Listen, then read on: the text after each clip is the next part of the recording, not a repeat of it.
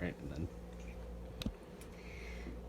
Most of you probably recognize the piece behind me. Most of you probably know it as the Great Wave. You would be wrong. This piece by Katsushika Hokusai is one of a 36-piece woodcut series called 36 Views of Mount Fuji. See Mount Fuji. This piece is called Under the Wave off Kanagawa. Sarah Green with PBS speaks on the subject, saying this is an exemplary example of ukiyo. Ukiyo is an important part of Japanese history that steered and influenced the artistic course of not only Japan, but the whole world. This was more than an art genre. This was art revolution. This was building a philosophy of hedonism through art and then mass producing it so everyone has a copy. In fact, you might know it better in its emoji form. Again. So what is ukiyo-e? Let's break down the word. According to a lecture by art historian Sarah Thompson in 2017, it is a 3-part composite. Yuki, meaning floating, yo, meaning world, and e, meaning pictures. We put this all together and we get pictures of the floating world. This was primarily popular during the Edo period of Japan, from the 17th to the 19th century. And just where was the epitome of the floating world?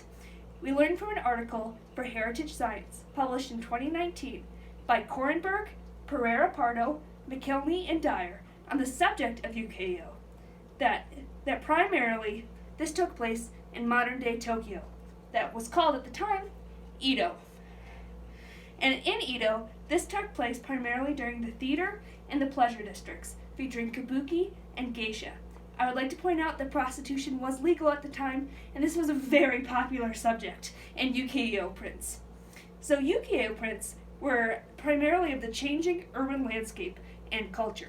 So we went from wealthy patrons influencing and buying arts, controlling the art, to suddenly now we have the Edo period.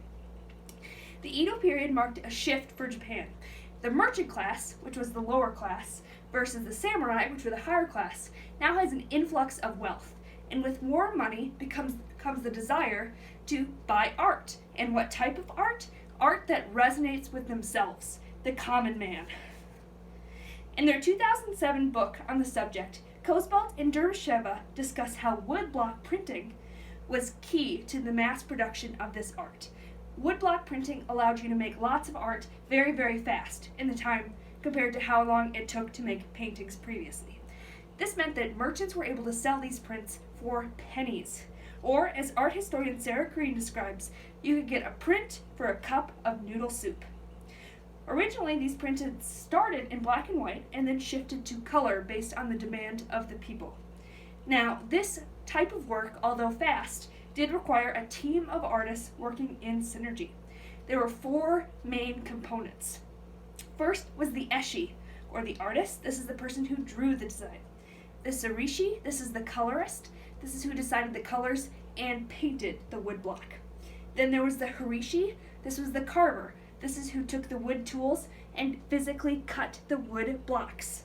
And then the hanmoto. Now this was the publisher.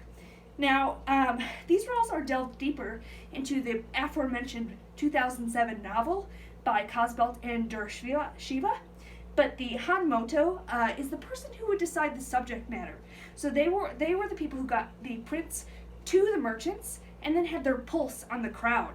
You know, what did the people want? What was popular at the time? This was pop art. This was what was popular at the time.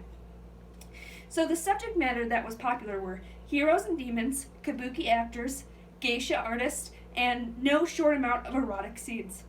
Art historian Sarah Thompson describes the style of ukiyo as mostly 2D, with bold outlines, soft watercolors, lots and lots of intricate details, asymmetrical, and oftentimes containing haiku.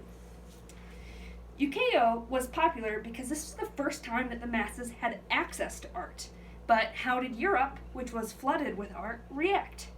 According to a bulletin published by the Boston Museum of Fine Arts in 1914, They were absolutely enamored with this stuff, though in a different way than was expected. It led to a fad called Japanism, and the prints spread like wildfire, but they were so cheap they weren't considered valuable.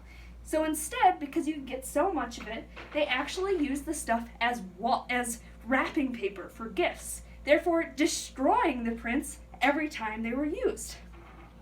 However, it did get in the hands of famous artists like Degas, Monet, Manet, and Van Gogh. The floating world can connect with today for the first time, can still connect with us today. This is the first time in Japan that commoners control the art versus the art being controlled by the wealthy and upper class. This is a revolution that we can still connect with today. This was a time that artists were working together to explore styles outside the grip of what was popular then and what happens now in an industrial society.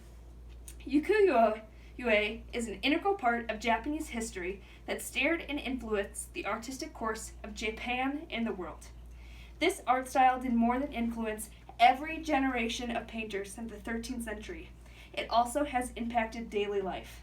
The next time you're texting, maybe send that wave emoji and share with someone else the beautiful and amazing floating world of ukiyo. Thank you.